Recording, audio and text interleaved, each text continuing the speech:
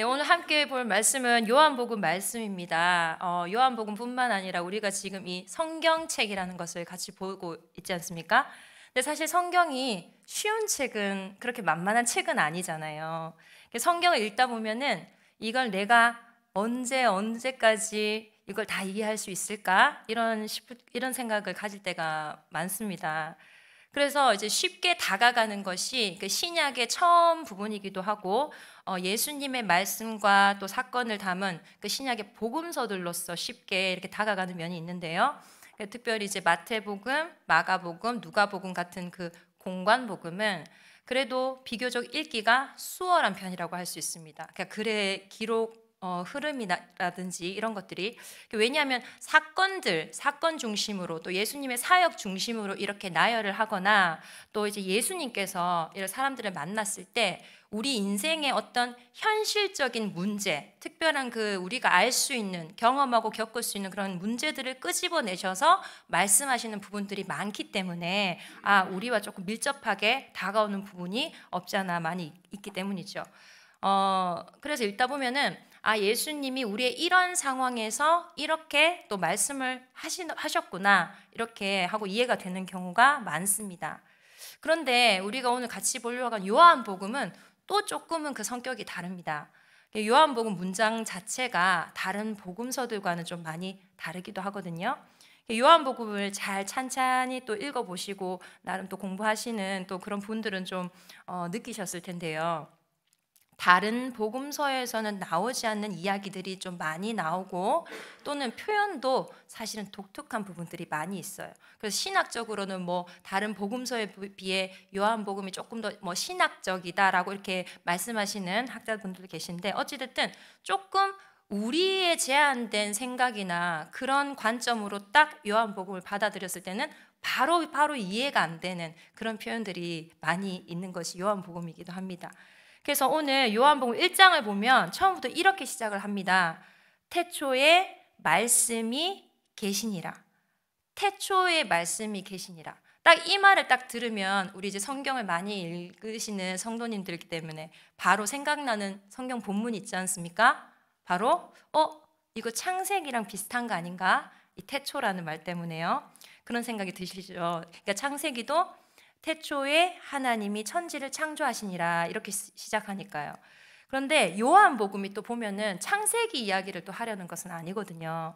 근데 사실 창세기는 하나님이 세상을 만드신 이야기를 하는 건데, 요한복음은 태초에 말씀이 있었다, 태초에 말씀이 계셨다, 이런 이야기를 하고 있는 것입니다. 그리고 이 말씀이 무엇인가를 설명을 하면서, 그러니까 창조 이야기를 넘어서서 조금은 더 깊은 이야기를 하고 있다는 것이죠. 그래서 말씀이란 무엇인가? 이런 질문을 하게끔요. 말씀이라는 이 단어, 말씀이라는 이 단어를 듣고 우리는 또 흔히 이렇게 생각할 수 있습니다. 예수님이 이렇게 하신 워딩, 그 말씀하신 그 자체, 그 말씀이겠구나 라고 생각을 할 수가 있어요. 그런데 요한복음은 사실 그보다 조금 더 깊이 들어가는 부분이 있습니다. 우리 1절 같이 한번 읽어보겠습니다. 시작. 태초에 말씀이 계시니라. 이 말씀이 하나님과 함께 계셨으니 이 말씀은 곧 하나님이시니라. 우리 성도님들은 이제 은혜가 충만하시기 때문에 이게 바로 이제 아멘으로 되지만, 사실 이 한 문장이 여러분이 단번에 이해가 되시나요? 태초에 말씀이 계시는데 이 말씀이 하나님과 함께 계셨고 이 말씀이 곧 하나님이시라.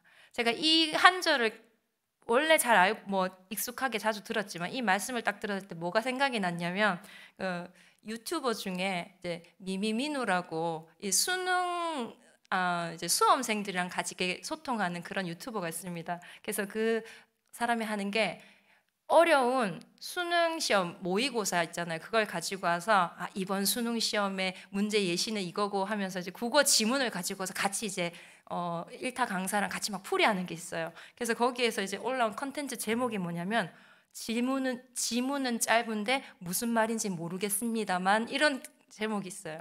그러니까 이 한 줄이 지금 바로 우리한테 이렇게 쉽게 이렇게 다가오지는 않는다라는 그런 느낌인 거죠. 우리가 보통 생각하는 그 말씀이라는 것은 단순히 그냥 말씀 이렇게 하면은 말하고 있는 이런 것들, 그리고 혹은 메시지 정도, 이렇게 지금 생각을 할 수 있는데, 요한은 지금 말씀이 곧 뭐라고 하고 있나요? 하나님이라고 말하고 있습니다. 그러니까 예수님이 하신 말씀을 하시는 하신 그 말씀을 의미하는 게 아니라 예수님 자신이 말씀이고 하나님이시다라는 거예요. 그러니까 말을 하는 행위를 말하는 것이 아니라 말씀이라는 존재를 이야기하고 있다라는 것입니다. 그러니까 이렇게 말을 해도 사실 이게 우리 머릿속으로는 딱 와닿는 그런 개념이 아니거든요. 왜냐하면 우리가 성경을 볼 때 대부분 우리 기준으로 성경을 바라보고 생각하기 때문이에요. 그래서 성경을 읽을 때 우리가 주의해야 할 것이 한 가지가 있습니다. 성경은 우리의 생각이나 의도가 아니라 이 성경을 기록한 그 저자의 의도로 읽어야 한다는 것입니다. 그 성경의 원저자는 사실 하나님이신 것, 우리 성도님들도 아멘이실 줄 믿습니다. 그런데 이것처럼 성경은 지금 우리 입장에서 우리가 쓴 책이 아니죠. 성경은 하나님의 영감을 받아서 쓰여진 책이라는 거예요. 요한복음은 사도 요한이 성령의 감동을 받아서 기록한 책입니다. 그냥 쓴 게 아니죠. 성령의 감동을 받아 기록되었다라고 분명히 말합니다. 그러면 성령의 감동이라고 하면 요한이 자기 생각 없이 비몽사몽 상태가 안에서 뭔가에 취해서 그런 상태에 무의식적으로 쓴 게 아니라는 거예요. 요한은 성령의 감동 속에서 그리스도를 알고 하나님을 알고 복음을 깊이 이해하게 된 그런 상태에서 이 책을 쓰게 되었다는 것입니다. 그러니까 요한복음은 단순히 이런 일이 있었다라는 것을 기록하는 것이 아니라 성령의 감동을 받았지 않습니까? 그럼 성령께서 감동시키신 이유가 뭐겠습니까? 성령이 하시는 일이 뭘까요? 그 사람을 감동시켜서 오로지 하나님을 알게 하고 그리스도를 알게 하고 복음을 드러나게 하기 위해서 성령의 감동을 주신 것입니다. 그래서 요한이 요한복음을 쓴 목적은 단 하나라는 거죠. 그리스도를 드러내고 예수님이 누구신지를 증언하기 위해서 요한복음을 쓴 것입니다.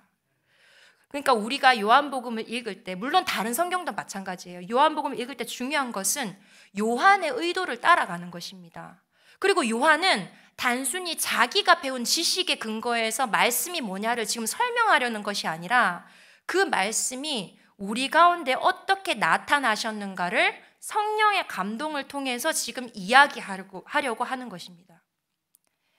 사실 성경을 지금 기록한 사람은 다 죽고 없죠, 이 세상에. 그런데 놀라운 사실은 그들이 마음속에 품고 있었던 그 그리스도는 여전히 지금도 우리와 함께 살아 계시다는 사실입니다. 그러니까 성경을 대할 때 우리가 기억해야 할 것은 우리로부터 출발하는 생각과 의도, 이런 것이 중요한 게 아니라 성경을 쓴 사람들이 전하려는 메시지, 그러니까 그 의도를 생각하고 이해하는 게 중요하다는 것입니다. 특히 오늘 같이 보는 요한복음을 쓴 요한의 의도, 요한의 생각, 요한이 무슨 생각으로 지금 이 말씀을 기록했는지를 일단 우리가 그걸 전제를 하고 우리가 그걸 잊지 않고 봐야 한다는 것이죠. 그러니까 성경을 읽고 해석할 때, 우리가 보통 성경을 읽고 해석을 할 때 내가 이미 이 본문을 가지고 아니면 이 성경 본문의 대충의 줄거리나 어떤 배경 지식을 사전에 알고 있다고 한다면 이미 어떤 의도를 갖고 있거나 목적을 가지고 그 성경을 보게 될 때가 있거든요. 그렇게 된다면 이 성경 원래에 가지고 있던 의도보다는 점점 내가 가지고 있는 그 의도나 생각, 그 목적에 따라서 이 성경의 해석, 성경의 결말이 달라질 수도 있다는 거예요. 그래서 성경의 저자가 품고 생각했던 의도와 목적대로 지금 성경을 봐야 한다는 것이고, 결국 그들의 의도와 목적은 그럼 뭡니까? 아까 분명히 말씀드렸죠? 요한의 의도와 요한의 목적이 아닙니다. 성령의 감동을 받은 요한입니다. 그러면은 그 역시 하나님이 그에게 성령의 감동을 주셔서 성경을 기록하게 하신 것은 결국에는 하나님의 뜻, 그리스도의 의도, 그것을 우리가 같이 집중하고 보자라는 뜻입니다. 요한복음 1장 1절 다시 한번 보겠습니다. 태초에 말씀이 계시니라. 이 말씀이 하나님과 함께 계셨으니 이 말씀은 곧 하나님이시니라. 이걸 읽고 우리가 흔히 말씀이 뭐지?부터 시작해서 풀려고 하는 경향이 있죠. 말씀 뭐지? 그럼 말씀이 뭐지? 왜냐하면 이미 내가 아까도 말씀드렸어요. 계속 반복되는 말씀이지만 내가 생각하고 있는 그 말씀의 의미가 제한적이기 때문입니다. 단순히 사전적 의미에 머무를 수도 있고 아니면 조금 더 나아갔다 하더라도 예수님이 하신 어떤 그런 워딩 정도, 그 정도로 제한이 될 수가 있다는 거죠. 근데 요한은 지금 말씀이 무엇인지에 대한 우리의 어떤 호기심을 채우려고 하는 그런 이야기를 하는 게 아니거든요. 요한이 지금 말하려는 것은 말씀이 무엇인가 이걸 넘어서서 말씀이란 존재가 이 땅에 오셔서 무슨 일을 하셨는가를 그거를 말하려는 것입니다. 그러니까 우리는 단순히 여기서 말하는 말씀이 뭐지? 이 정도만 의문을 품었는데 그 우리의 의도와 생각을 훌쩍 뛰어넘고 있는 것이란 말입니다. 2절과 3절 같이 한번 읽어보겠습니다. 시작. 그가 태초에 하나님과 함께 계셨고 만물이 그로 말미암아 지은 바 되었으니 지은 것이 하나도 그가 없이는 된 것이 없느니라. 아멘. 여기서 보면 곧 말씀이죠. 말씀이 태초에 있었고 이 말씀으로 만물이 창조되었다는 것입니다. 지금 잘 따라오고 계시죠? 말씀이 태초에 있었는데 그 말씀으로 만물이 창조되었다. 그럼 우리가 여기서 또 질문할 수가 있습니다. 그러면 만물을 하나님이 아니라 말씀이 창조하신 거야?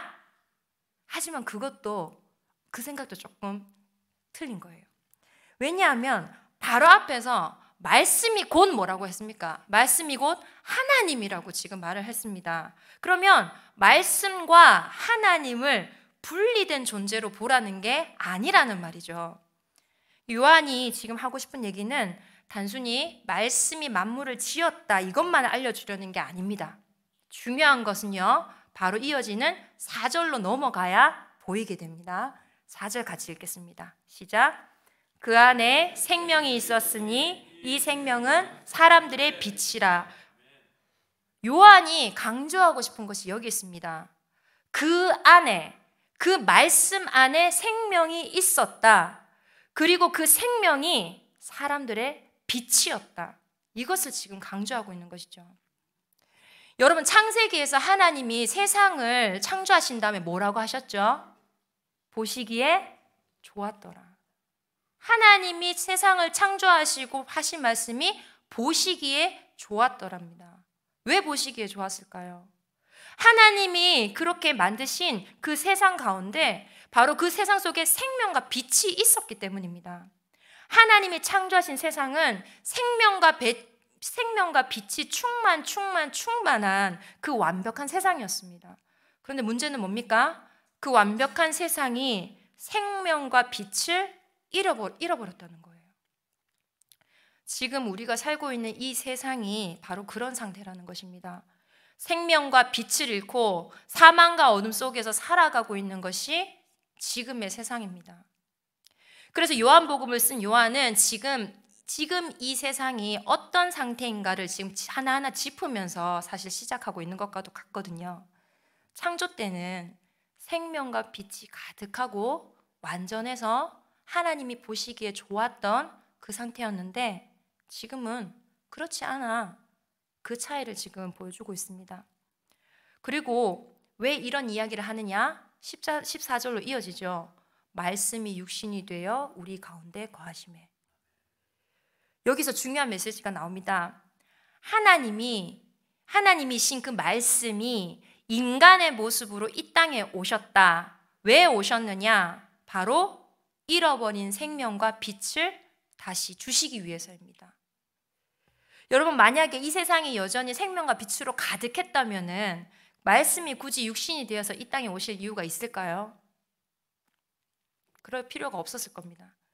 그런데 세상이 생명과 빛을 잃어버린 상태이기 때문에 하나님이신 말씀이 이 땅에 직접 오셔서 생명과 빛을 회복시키시려는 겁니다. 예수님이 이 땅에 오신 이유는 지금 이거밖에 없어요. 생명과 빛을 잃은 세상에 다시 생명과 빛을 주시기 위해서라는 것입니다.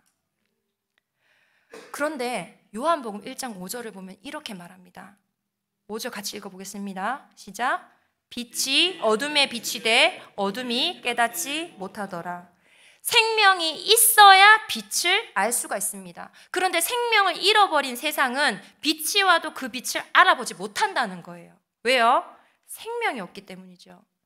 어둠이 빛을 깨닫지 못하는 건 그 안에 생명이 없기 때문입니다. 여기서 계속 반복하는 걸 수도 있지만 우리가 예수님에 대해 다시 한번 생각해 봐야 됩니다. 예수님이 왜 이 땅에 오셨습니까? 생명을 주시기 위해서예요. 그 외에는요, 다른 이유가 없습니다. 그래서 우리가 예수님을 믿는다는 것은 바로 그 하나님의 생명, 예수 그리스도가 주시려는 그 생명을 받는다 이것입니다. 그런데 문제는 우리가 예수님께 생명 외에 하나님이 주시려고 하는 그 하나님의 생명이죠. 생명 외에 다른 걸 기대할 때가 많다는 것입니다. 예수님, 이것도 해주세요. 저것도 주세요. 사실 우리가 하나님의 자녀이기 때문에 아버지에게 구하는 그런 기도 충분히 할 수 있습니다. 그렇지만 오늘 제가 지금 요한복음의 말씀을 가지고 또 예수님이 이 땅에 오시려고 하는 이 이유를 오직 생명을 주시려고 한다는 걸 계속 강조하는 이유는 우리의 믿음, 우리의 지금 바라보고 있는 마음의 본질적인 것, 그 맨 바닥에 있는 그것을 우리 한번 드러내 보자는 것입니다. 예수님은 생명 외에 다른 것을 덤으로 주시는 분이 아니십니다. 그렇다면 생명 말고 우리가 더 바랄 게 뭐가 있을까요? 돈, 명예, 권력, 그것은 모두 이 땅에서 다 사라지고 없어지는 것들입니다. 사랑하는 여러분, 우리의 인생은 우리가 원하는 것을 담기 위해서 있는 것이 아니라 그리스도의 선물인 생명, 그 생명을 담을 그릇이라는 사실입니다. 바로 여러분의 인생 안에 담겨져야 될 것은요, 하나님이 주신, 그리스도가 주시는 그 생명밖에 없습니다. 여러분이 살아가는 인생의 순간순간에 보여져야 되는 것이 그 생명이고요, 오직 그 생명이 증거되는 도구가 되어야 한다는 것입니다. 그런데요, 우리는 너무 연약해서 우리의 인생에 사실 우리 것을 막 담으려고 하거든요. 이것은요, 내가 인지하든 인지하지 않든 그렇게 살아가려고 합니다. 왜냐하면 죄로 인해서 왜곡되어 있는 우리의 본성이 원래 그렇기 때문입니다. 우리의 본성은 계속해서 내 기준으로 내가 생각하는 대로 바꾸고 그것을 계속 향하고 추구하기 때문이거든요. 제가 지금 방금 그리스도의 선물인 생명을 담을 그릇이라고 우리의 인생을 그렇게 말씀을 드렸잖아요. 그릇을 묵상하다가 이렇게 찾아본 책이 있었어요. 어떤 제목에 남이 만든 그릇에 내 인생을 담지 마라, 이런 책을 발견하게 된 거예요. 그릇 묵상하다가 그렇지, 하나님의 것을 담아야지 하다가 그릇 하다가 남이 만든 그릇에 내 인생을 담지 마라, 이런 책을 발견한 거예요. 이 책은 그러니까 삶의 주도권을 자기가 잡고 나답게 사는 비결을 알려주는 그런 책인 것 같거든요. 근데 이 책이 사실 신앙서적은 아니에요. 신앙서적은 아니지만 제가 이제 말씀 가지고 묵상하면서 제가 생각했던 어떤 그런 관점들과 좀 비슷한 맥락의 그런 관점들도 있더라는 거죠. 그래서 자신을 바라보는 관점. 우리 인생은 남이 만들어 놓은 어떤 기준과 틀에 맞추는 것이 아니라는 말을 지금 하고 있는 것이죠. 그런데 우리는 어떻습니까? 세상의 기대와 시선에 짓눌려서 다른 사람이 만든 그릇에 우리 인생을 담으려 합니다. 자, 보세요. 제가 아까 인생을 그릇이라고 했는데 다른 사람이 만든 그릇에 우리 인생을 꾸겨 넣으려고 하는 거예요. 지금 주객도 전도가 됐어요. 그러니까 뭐가 뭔지가 모르는 거예요. 그럴 때 우리는 어떻게 됩니까? 우리가 누군지, 무엇을 위해서 사는지 잊어버리게 되는 거죠. 그런데 성경은 우리에게 분명히 이렇게 말씀합니다. 우리 다 함께 고린도후서 4장 7절 말씀 우리 띄워주실 텐데요, 같이 한번 읽어보겠습니다. 고린도후서 4장 7절 말씀 시작. 우리가 이 보배를 질그릇에 가졌으니 이는 심히 큰 능력은 하나님께 있고 우리에게 있지 아니함을 알게 하려 함이라. 아멘. 발로 채일듯이 많은 것, 흔해 빠진 것, 그리고 조금만 힘을 줘서 잘못 사용하면 깨지는 것이 질그릇이에요. 근데 그 질그릇에 뭐가 담겼다고요? 보배가 담겼다는 것입니다. 우리 인생에 사실 우리 힘으로 스스로 담지도 못해요. 아니, 그것을 바라지도 않았습니다. 그런데 그 바라지도 않은 그 하나님의 생명을 우리에게 주셨어요. 질그릇 같은 우리에게 주셨단 말이에요. 근데 이걸 조금 더 묵상하면요, 더 놀라운 사실은 내가 그것을 너무 귀해 너무 귀해 하면서 이 질그릇 같은 곳에 꽁꽁 숨겨가지고 이걸 어떻게 해야지 그게 아니라, 그러다가 질그릇이 바삭 깨져야 되잖아요. 바삭 깨지는 순간 그 보배가 더 드러난다는 거예요. 사랑하는 여러분, 예수님은 세상에 오실 때 자기 백성에게 주실 것을 이미 정하고 오셨습니다. 결정하고 오셨습니다. 그것이 바로 생명, 하나님의 생명입니다. 생명이 있는 나라가 곧 하나님에게 기쁨이 되는 것이기 때문에 하나님의 기쁨을 회복하기 위해서 예수께서 이 땅에 오신 것입니다. 말씀이 이 땅에 오신 것입니다. 그렇기 때문에 말씀이신 예수님이 오셔서 하실 일은요, 오직 생명을 주시는 것입니다. 근데 만약 우리가 원하는 것을 간직한 채 우리는 계속 우리가 원하는 것만 간직할게요. 예수님 하나님 좋은 일 하셔서 맞아요. 하지만 나도 내 거 이거 귀하니까 잘 할게요. 그런 모습은요, 사실은 죄송합니다, 어떨 때는 진짜 예수님 하나님과 상관없는 그런 사람들과도 다를 바가 없는 모습이에요. 우리가 만약 예수님을 그리스도로 고백하는 신자 한 사람 한 사람을 모였다면 우리가 구할 것은 우리가 이 땅에서 잘 먹고 잘 살고 조금 더 편안하고 그렇게 하는 것들을 구하기 전에 그저 이미 그리스도께서 넘겨주신 것, 그리스도께서 우리에게 주신 그 생명에 이미 받은 우리 그 자체를 가지고 감사하고 기뻐하는 것인 줄 믿습니다. 하나님이 세상 창조하실 때 그 안에 있는 생명이 있음으로 기뻐하셨다면 오늘날 우리 역시 생명만으로 기뻐해야 할 줄 믿습니다. 그래서 하나님이 신자된 우리를 보시고 기뻐하시는 게 어떤 것일까요? 우리가 물론 지난주에 봉사 신청서를 했고 갖가지 많은 일들을 협력해서 한마음으로 하시는 거 너무 감사하고 기쁜 일이죠. 그런데 진짜 우리가 하나님께서 우리를 보고 기뻐하시는 건요, 그것을 하기 이전에 내 너한테 준 그 생명 너 기뻐하고 있니? 내가 그것을 직접 주기 위해서 너에게 왔는데 그 생명 받고 네가 진짜 기뻐하고 있니? 와, 너 진짜 기뻐하고 있구나. 그거 보실 때 하나님 진짜 기뻐하신다는 거죠. 기뻐하니까 기뻐함이 어쩔 수 없어서 옆에 이게 필요한 부분이네. 그럼 제가 한번 해보겠습니다. 내가 그 하나님이 주신 그 생명이 내 안에 있으니까 너무 기쁘니까 옆에 그게 뭐가 있어요. 저는 잘 못하겠지만 그래도 해보겠습니다. 그냥 그런 힘으로 하는 거죠. 그래서 우리는 어떻게 살아가야 될까요? 우리의 일상, 직장, 학교, 가정 모든 것이 생명을 담고 살아가야 할 것입니다. 생명 빠지고 있다면 그것은 하나님을 알지 못하는 사람들과 다를 바 없을 거예요. 불신자와 신자의 차이는 딱 하나입니다. 교회를 출석하냐 안 하냐 그거 이전에요, 생명이 있냐 없냐 그거 하나밖에 없습니다. 생명이라고 하니 우리가 숨쉬고 살아있는데 우리 다 생명 아닙니까? 숨쉬고 살아있는 게 지금 산 거 아니에요? 그러니까 하나님 모르고 숨쉬고 살아있는 게 생명이 아니니까 지금 계속 이렇게 얘기를 하고 있지 않습니까? 그렇기 때문에 여러분이 여러분 자신을 바라볼 때 제발 자기 스스로가 재단하는 그런 자신을 보지 마십시오. 돈 없는 자신을 보지 마십시오. 다른 사람과 비교해서 무엇이 부족하고 무엇을 못하고 무엇이 없는 자신을 보지 마십시오. 여러분에게 있는 것이 무엇입니까? 내가 노력하고 내가 구하지도 않았는데 하나님께서 친히 오셔서 주신 하나님의 생명이 있습니다. 그럼 우리가 우리 자신을 볼 때 무엇을 봐야 하나요? 나의 못함, 다른 상관 비교해서 뭐가 있고 없고 그것을 보는 것이 아니라 오직 그리스도께서 주려 오신 그 생명이 있는 나를 보시길 바랍니다.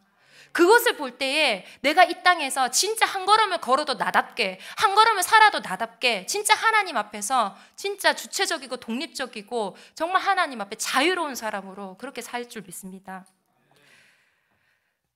사랑하는 여러분, 오늘 하루를 살아가시면서 다들 열심히 각자의 자리에서 수고하시고 열심히 일하셨을 줄 믿습니다. 그 인생 가운데서 내게 가장 중요한 것이 무엇인지 하나님이 주신 그 생명을 생각하면서 감사하는 삶을 사는 것, 그것이 우리가 진짜 하나님께서 세우신, 하나님께서 부르신 그리스도인의 신자의 삶임을 고백합니다.